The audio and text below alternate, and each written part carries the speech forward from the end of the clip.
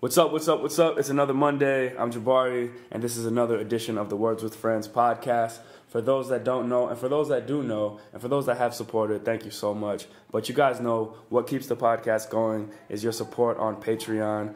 Patreon.com/Jabari. You can leave the Words with Friends you can leave the Words with Friends podcast, rather, a $1 tip, as little as $1. If you're getting value from the podcast, if you enjoy the podcast, if you're sharing this with your friends, thank you so much. If you've left a review on iTunes, thank you so much. And especially if you have donated $1 to the Patreon, thank you so much. I butchered that one up a little bit, but it's all good. My guest is laughing at me right now. It's little giggles. And I'm actually in LA in the YouTube space, and I'm happy to announce this week's episode with Shira Lazar. What's up? Thanks, Jabari. How's it going? It's good. I love watching you do your thing. I love seeing people and how they do their thing. I was nervous because I have a professional. No, I'm not. The thing is, I mess up all the time. Oh, me I too. mess up less sometimes live than when I have to record. When I record, I mess up because I always think I can redo it. Oh, it's like a weird instinct thing that comes in when you're live, like a survival. Yeah. Like, it's got to happen. Yeah. Shira, let these people know what it is that you do and, just introduce yourself. Yeah. I'm a digital storyteller, next generation broadcaster, Mm-hmm. Oh, futurist. I like those names. Yeah, I use a lot of buzzwords. I'm also the co-founder of a company called What's Trending. We talk about what's hot on YouTube and social media. We create original programming around those stories, around the celebrities that are part of those stories. That includes live programming, live events, and so we like to describe it as like a multi-platform media brand. Yeah. Because it started in digital, and that's our hub, that's our foundation. We're a 24-hour news feed for what's hot online. But we also are, we have a development deal with the TV network. We're on iHeartRadio Talk. We have syndication deals, with in gas stations and other outlets like Complex and Huffington Post and Virgin America. So we like to be everywhere to create those serendipitous encounters with the brand. Yeah, at the gas station by my house, I see you there all the time. Yeah. Making it big. I'm like, gas station TV. It's happening. That's huge, man. Yeah, so much traffic. It's just about being in, people's faces. So Shira, what was your background? Did you go to school for journalism and, take that sort of traditional educational route to get to here? Well, yeah, I studied TV and video production communications at Emerson College in Boston. And I always loved media and performance. I acted a lot when I was younger, but then as I went on auditions, I didn't like the fact that my future and my destiny was in the control in the hands of other people. Oh, yes. Even though it always is. Listen, you can't control everything. But I think an actor is you're you're at the mercy of somebody else. And scripts, and I hated that. And then I was like, I'm going to be a director. And then I realized I'm too ADD to direct. I think too many things at once. I need someone to not control my thinking, but ground it. Yes. But as a producer, I love being out there with people, connecting the dots. I love figuring out a way to make something happen when someone says I can't. And so that's when I went more into the production side of it. And I was always obsessed with talk shows and news magazines and interviewing people, which is weird because when I was younger I knew that, but then I now understand the trajectory and I see all the little pieces come together. Because at the time I'm like, oh cool, I like interviewing people. I love 2020 and Barbara Walters. Awesome. But when you're, I guess, 17 to 25, now a lot of people want to be broadcasters or, they wanted to work at news stations at the time. But I didn't really want to do that. I just liked talking to people and hearing their stories. And I loved meeting every type of person. I didn't have one type of person that I liked hanging out with. Actually, Neil Strauss, who wrote The Game and is a great writer. He's written tons of New York Times bestselling books. He said to me once when he met me originally when I was 17, he goes, I like to collect people, which makes it sound really scary, you're part of I like that, something. Though. But I kind of like that because you like to collect stories and people are part of stories and part of creating moments in your life that you continue to pass on to other people. It's all about, that when you meet someone and whether it is a good experience or bad experience, you always say, well, it's a great story to tell, at least. At the very least. This will be a good one. At Emerson, I did a lot of the TV stuff. I created my own talk show, and then we have a program in Los Angeles where I interned at the Ellen DeGeneres show. And at night I would work with a radio station. And that radio jock, I always find it funny saying a jock, radio jock, but that's I wonder where that name came from. Yeah, and that, what is it, radio personality. Yeah. He then really encouraged me. He brought me on air with him, and that was the first time someone professionally really encouraged me to pursue broadcasting, where it wasn't like, oh yeah, I'll throw you on the red carpet, or like, let's do it for fun. He actually was like, I think you have something here, and you should really pursue it. And so I'd been hired for a TV show right after college, and I actually like skipped the whole PA process, and I was just hired as someone as associate producer because I was really great at booking people because of that ability to, discover people and their stories and track them down. And this is before Twitter and Facebook, so it was even harder. So you're a natural at doing this stuff. I loved it. I loved the challenge of it. And like when I would tell someone like, oh, you thought I couldn't get in touch with that person in the middle of nowhere? Yeah. Well, I found their cousin who they went to school with. And I loved that. I got like a rush from it. And so then I just started pursuing after that first little gig in Vegas, where I worked in Vegas, shot in Vegas, for a TV show with Brian McKnight and Sheena Easton. Oh yeah, we can go on details. This is a TV show I worked on, a morning show right after college. I came back to LA and basically realized after working in more the production side for 3 months, I just wasn't happy. And my dad's like, well, welcome to the real world. You're not always going to love your job. I was like, what? But I just graduated. Yeah. It's possible, though, to love your job. Yeah. I was like, no, that does not make sense to me. Yeah. And so I realized that it was the moments that they let me do some red carpet stuff and interviewing, and I would just get a rush, like when I was in the field, out there with people, not in the office all the time. And so I said, I need to go towards that feeling. I didn't know what it was exactly. It was like, there's a feeling I'm getting, and it's a positive rush. Chase that. Yeah, I'm going to go towards that. Yeah. So I kept on pursuing an experience that allowed me to feel that. And then that ended up, as I was building out my reel, because I found out, okay, if you want to be an on-air host, you need to have a reel. This was before YouTube and all that stuff. Yeah. So I was building out my reel, and then met some folks from Wire Image, the celebrity photo service, who were just starting the video division online. And from there, I just kept meeting on the red carpet people who had websites, because I was on the part of the red carpet with the websites, not the TV shows. Okay. And then that just over time became, a thing. Like I just became a go-to person for any website. Like if you already had video content and you wanted to develop it more online, or if you didn't, you had an idea for a site, and you wanted to translate what you had into some video there. Like I just became a go-to for all that stuff. So what were some of the sites you were working with? At the time, Hollywood.com, Verizon VCast, it was like the mobile video stuff. Yahoo.com, I did a few things. There was MSN.com, Movies.com. Now, at this time, was your goal to be on television, or were you happy with where the web stuff was because you thought that was the future? No one knew. Well, I felt there was something very special about it, and it excited me. So once again, I kept going towards that because there was no point of being in something that didn't excite me. So that it had a special place in my heart because the community was very giving. They were open to people contributing. It was about collaboration.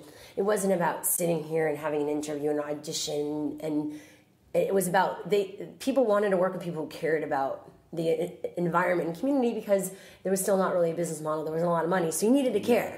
So that, for me, I've thrived off enthusiasm. It was never really like my teachers always said, it wasn't like you were the smartest person, but you were the most enthusiastic. Hey, that can get you a lot farther than smart sometimes.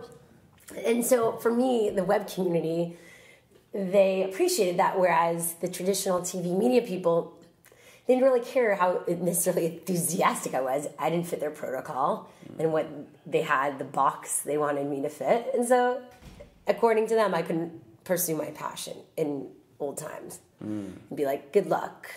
I know you love that, but you might need to figure out something else. And so for me, that wasn't an option. And so I kept on just taking gigs. And it was, for me, also about working on my craft. So I was saying, these people and these companies are letting me work on what I do, and that's how I'm going to get better. So I'm going to still pursue all this stuff. So I still had an agent. I was still auditioning for E! and MTV. I would screen test or get to that final place. Oh my gosh. And then not get the job for the 10th time. Yes. And think that there was like that one job that you thought would make your life overnight. Yeah. Like, I'm going to be able to be in a press release saying that I'm like the personality chosen for this TV show. Yeah. Everything's going to change. And it just didn't happen like that. But then as I was continuing to pursue that, I got jobs here and there that definitely helped bring me to the next place. Like, I was working for a company called LXTV, which was like a video version of Daily Candy, which started as a site. So they did appreciate my experience in the web world. And then they got acquired by NBC and launched shows in New York and LA. And I hosted their shows here on TV in New York. Okay. I mean, here on TV in LA. Okay. And then I was on Court TV on the show called Hollywood Heat, which then threw me into the talking head universe of like, I was on Fox News so much that you thought I worked at Fox News and Entertainment. Yeah. Which is a whole other story. And from there, CNN and Showbiz Tonight. So I was becoming this like go-to entertainment news reporter because of this and talking head.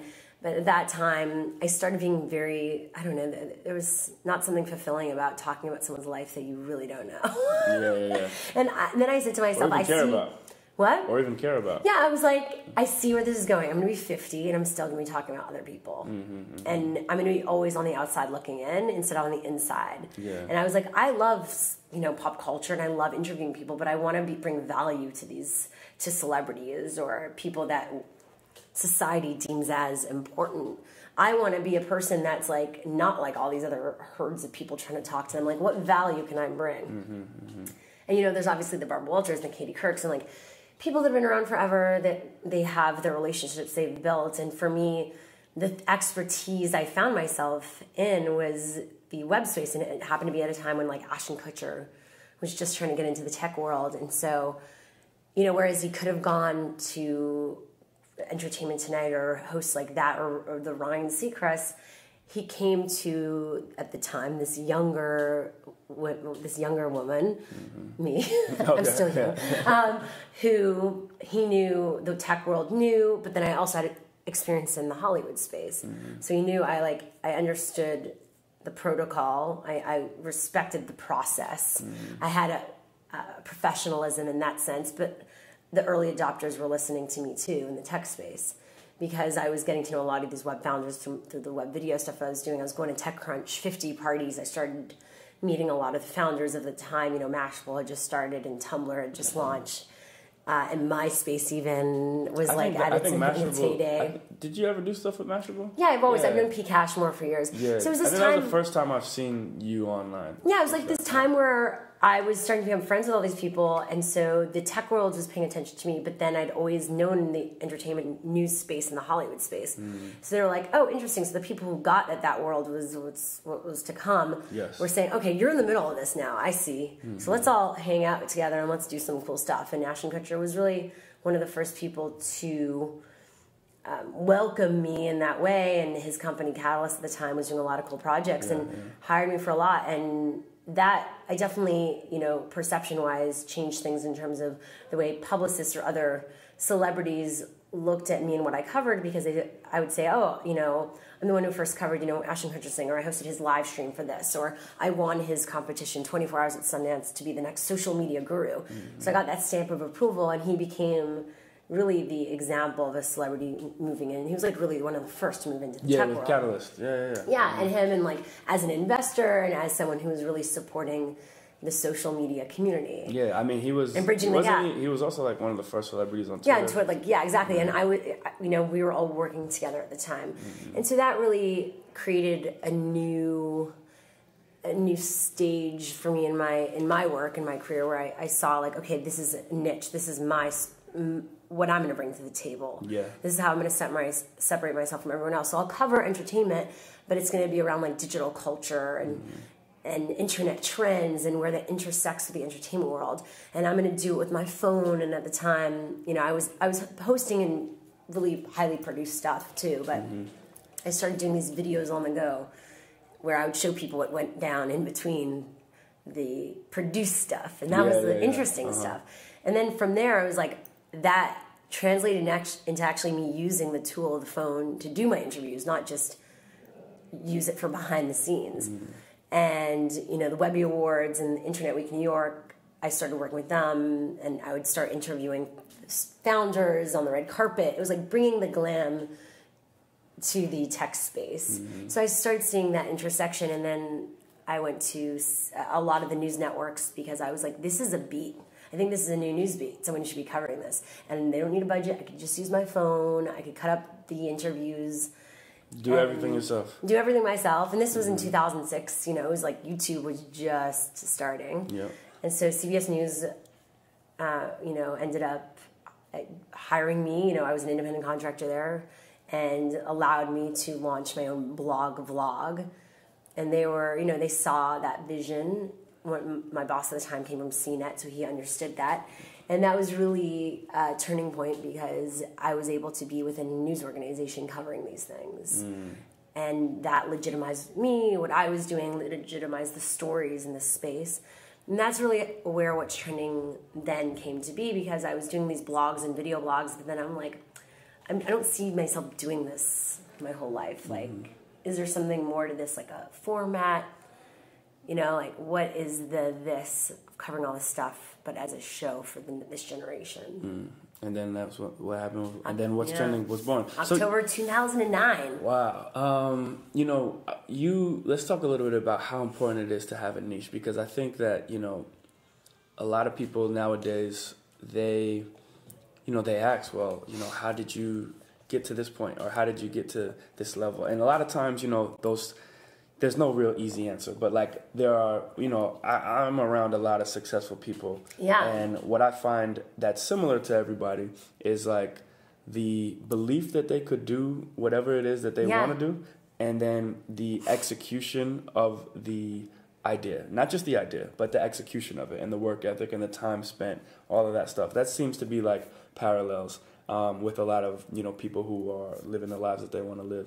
But something that, you know, people don't talk about is, or I don't find myself talking about enough, I think, is how important it is to have a niche and something that is very, you know, there's nothing new under the sun, but, you know, if you can have something that is just a little bit yours and a little bit different, you know what I mean? I think that, you know, then you become whatever the breath of fresh air it is. And it could be simple. It could be very, that niche could be, you don't have to be incredibly different, but as long as it is different, you know. Well, typically it's like that vision, the thing that excites you when you start something is the fact that you see it's something no one else is doing. Yes. And at the time, I don't think you look at it as a niche. You're just like, shit, why isn't someone doing this? Or this is an issue, like, wow, I have a problem in my life or my work, and like no one's solving that. Can I? Or I'm not getting hired for this thing, but I know there's an interest. Why don't I just create it? And so I think then it becomes a niche after you putting in the time and you getting to know whatever space you decide to take over those years. The fact is, it does take time. Like, always when you start an idea, if someone was like, oh yeah, that's going to take like 3 years, you'd be like, whoa. But now it's funny because looking back with training, like the first idea, the ideation happened in 2009. I'm like, I've been working on this for a long time. Yeah. And like, if I had started it then thinking that it was going to be like 5 years later, it would be weird to think in that way. But now looking back, I'm like, oh, it makes sense. Like now every 6 months goes by so fast. It's like I could see how years fly by, right? But at the time, it's just different. And then through your experience of building, that's how a niche starts, and that's how it unravels into your expertise through you building your thing. So I think it's like the chicken or the egg syndrome. It's like, do you have a niche? You know, you can't be an expert at something and then realize there's a vision around that expertise of yours that you haven't seen before, no one else is seeing, that needs to be created. So it's a mixture, and I think it's about finding your passion in that niche, and then finding like is there a business, is there something that you could use your niche and passion for? So it works hand in hand. It's very interesting, and I didn't realize you realize you have a niche sometimes like halfway through the journey, you know, where you're like that was me. I didn't go into like starting internet stuff being like, this is my thing. It was just, I was drawn to it, and it allowed me to do what I love doing. And then lo and behold, it's the thing that was the thing that would get me going into that, what I thought was successful, the TV space. But that thing that was like my springboard ended up becoming the career. Yeah.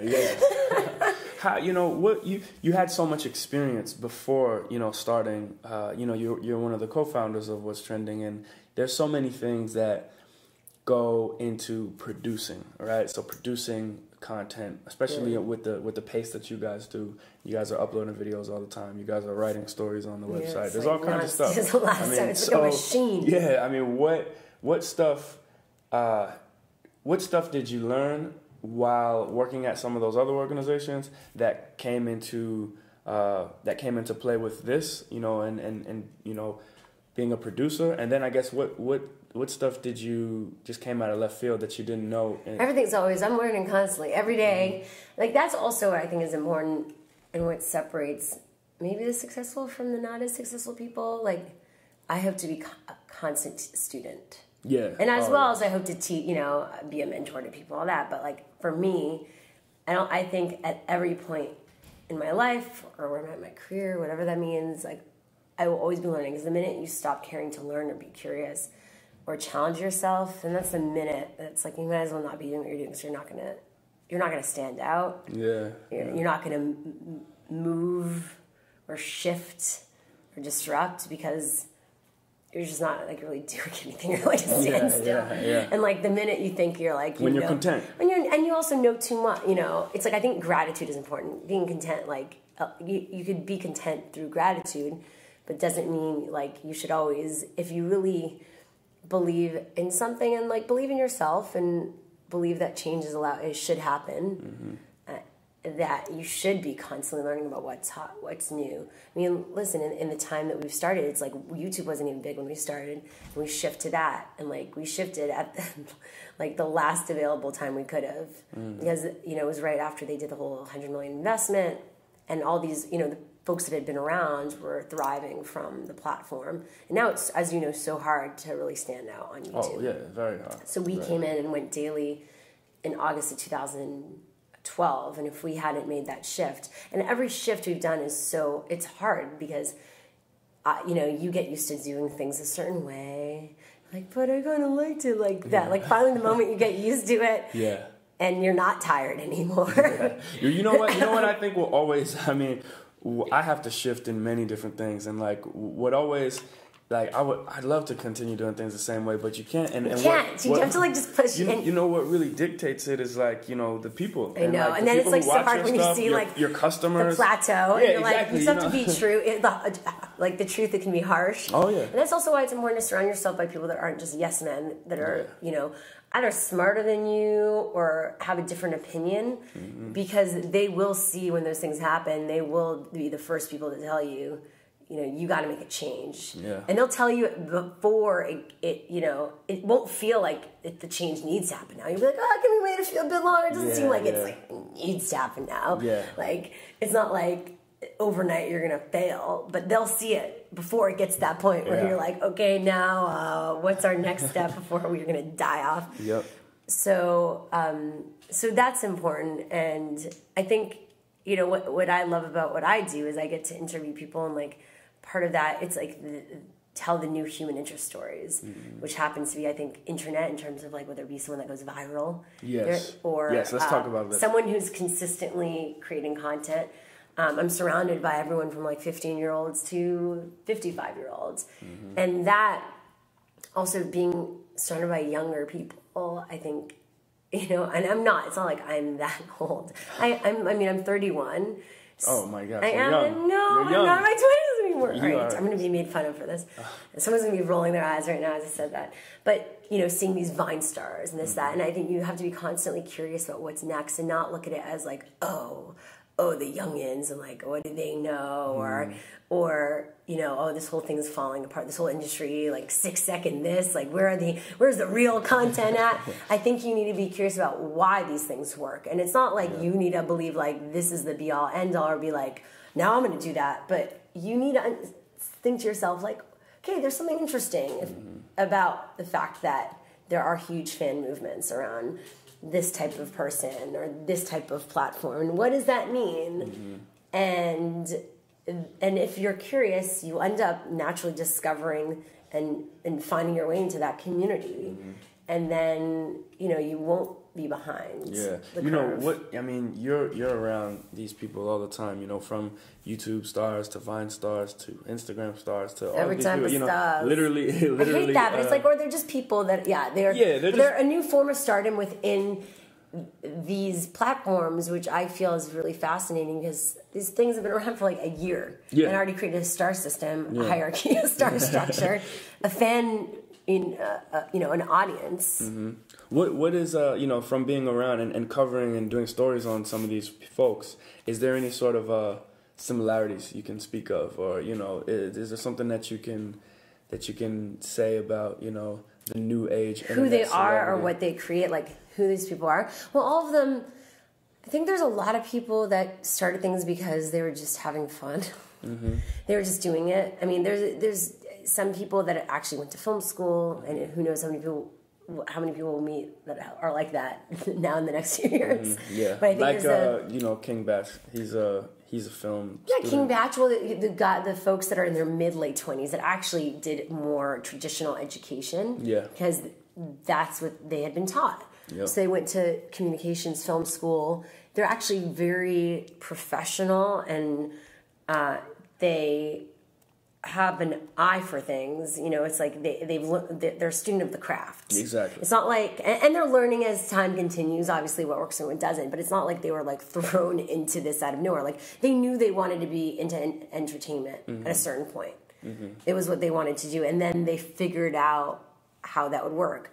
So I think it's cool because you see people like King Batch or even Bart Baker who approach what they do when they do it. It's like you could see they have an eye for everything. They have learned the skills, but then they've applied it to a new type of medium. And they were quick to jump on things when they saw it worked. And they're quick to not continue doing things that they saw it didn't. And they are, they're consistent, and they work. I mean, they're entrepreneurs in their own way. They're constantly thinking about what's new, what's next, how to stand out. They're constantly, it's a collaborative environment. King Batch is also getting into, startups and being ambassador for these new startups so that you get in from the beginning. Mm-hmm. So we're all starting to get very savvy in terms of that. But there's definitely this feeling of entrepreneurship that they look at what they do as like their own company, right? Oh, absolutely. And constantly figuring out ways like to create content, but not content in terms of what we've always looked at as content, like a video. But it's like content is an Instagram picture, content is a tweet. Content is a vine. Mm-hmm. It's like, how do you constantly figure out ways to connect with audiences in different ways and unique ways and get buzz and be true to yourself while you're doing it. Because that's also a thing that, that creators are going through this day and age.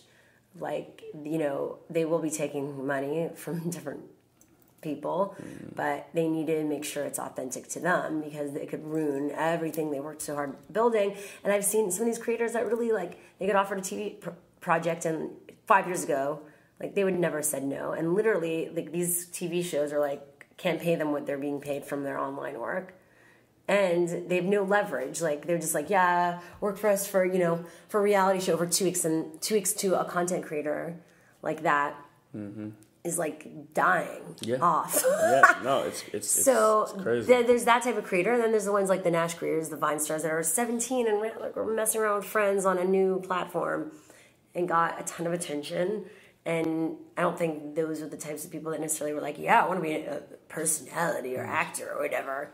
But their fans have, I guess, asked them, deemed them as that. And then, some of them embrace that, and some of them are actually want to step it up and want to, act and challenge themselves. And then I've seen other 17-year-olds who are like, oh, well, what are they paying me? And they're already getting in that mode, and you already see the beginnings of good luck with you. You better enjoy this ride because all they're thinking about is the contract. They're not really caring about the work or meeting the people or, figuring anything out.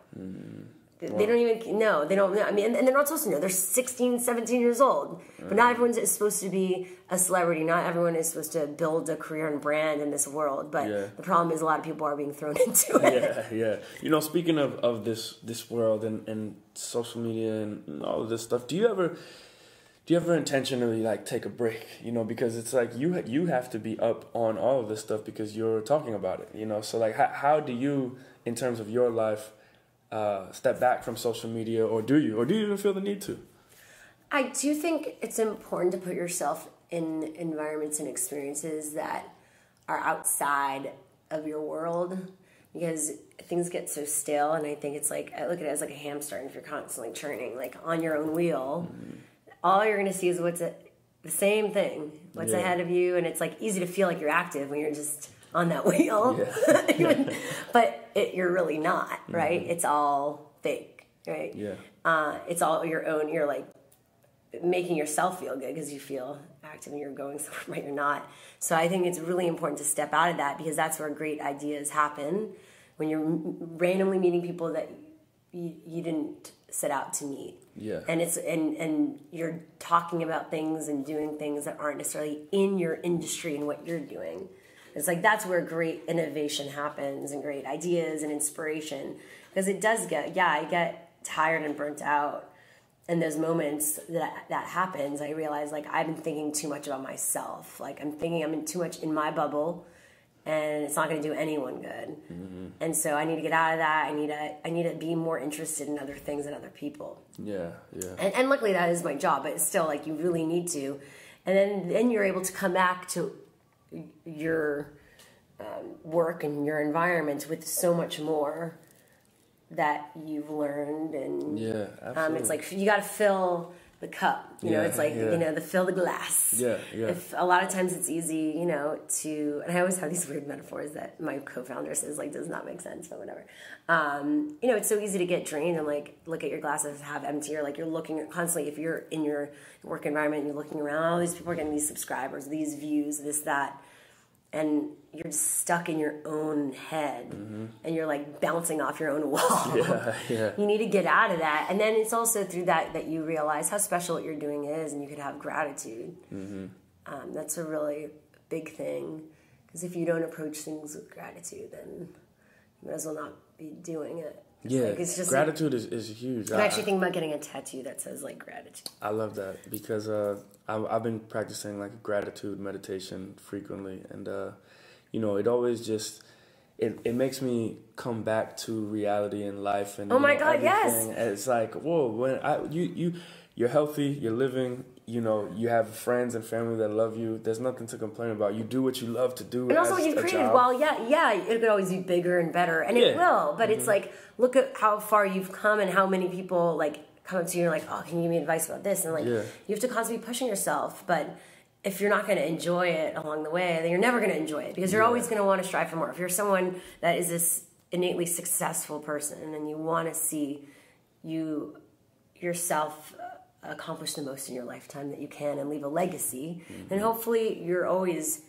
you know, just scratching the surface. Hopefully you're always at the beginning of your journey. And so, going back to, you know, this whole social media thing, I think it's important to step away, but it's important to have people around you, your team that you trust, if you have a company that's doing stuff. But then I also say, you know, you can't assume that other people are going to do your work for you. Like, while I have a team, you know, you need to take responsibility. If you build something and it's your child, then you need to put an eye on it. So many times I'm like, oh, but I thought now at this point I could like step away. And I think it's about creating that sustainability. That's what's a sustainable company. Or else you're going to burn yourself out. You're going to burn everyone out around you. But delegation. Because I'm also grateful. Like, I'm not going to complain. Oh, what, I have to like look on our site to make sure things are being handled, or our social media feed, maybe do one tweet here or there that was maybe forgotten about. Like, oh, my life is so difficult. But yeah, it is important when you're around great people and experiences moments to step away and like not necessarily shoot everything. Like, not everything needs to be a vlog. Not everything needs to be an Instagram picture or a tweet. Just experience it and enjoy it, and you'll be better for it. Yep. I like that. I think that's a good note to end this on. Shira, let these people know, you know, where they can find you. Well, whatstrending.com is our site. YouTube.com/whatstrending. We pretty much own What's Trending across the board. So at What's Trending on Twitter. I'm at Shira Lazar and youtube.com/Shira Lazar. I don't know. Everything. We're all accessible online, and thank you so much, Jabari. Oh, of course. I think you're awesome too, and thank you. I've co-hosted some stuff. She's so calm and chill. I love it. With Shira, and Shira is amazing. She's such a talented individual at what she does, and I'll link all the social networks and websites in the show notes. Again, Words with Friends every Monday, hopefully, unless like something crazy comes up. Yeah, something good crazy. Yeah, something good crazy. I'm getting so much stuff happening right now, but I'm trying to have He's smiling. one I see him smiling when he's talking about it. Thank you so much, everybody, for listening. Again, support the podcast with as little as a $1 tip at patreon.com/Jabari. Leave a review in iTunes and leave any type of comments and share on SoundCloud. And see you guys next week. All right, peace.